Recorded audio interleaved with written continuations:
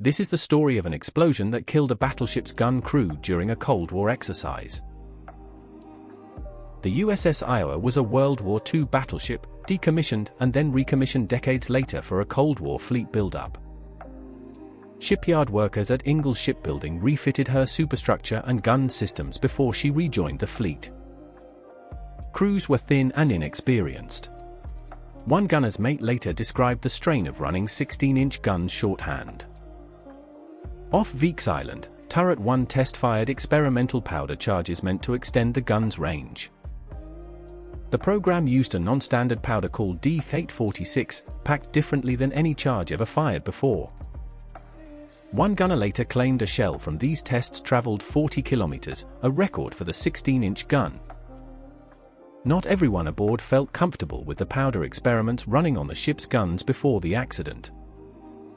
By spring, the ship's guns were about to be tested under real fire. During a fleet gunnery exercise in the Atlantic, Turret 2 loaded its center gun with the same untested powder.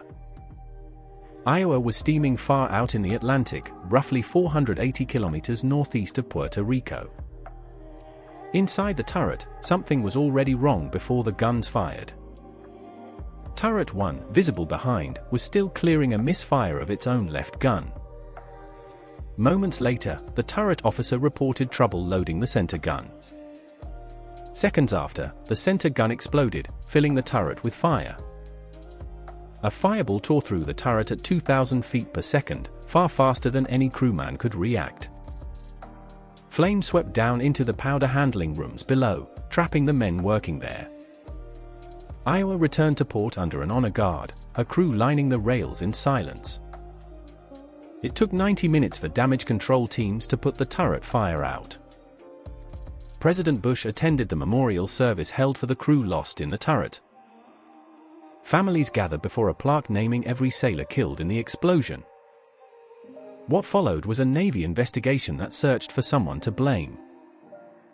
Investigators first concluded a gun captain had deliberately caused the blast, and named him alone as responsible.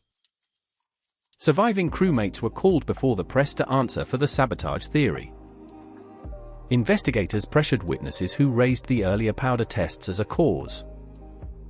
One sailor, interrogated for hours without a lawyer, said agents threatened him repeatedly during questioning. He later described how his answers were cut off whenever they weren't what investigators wanted. The Navy eventually presented its findings at the Pentagon, still pointing to deliberate sabotage. 17 months after reopening the case, the Chief of Naval Operations publicly abandoned the sabotage finding.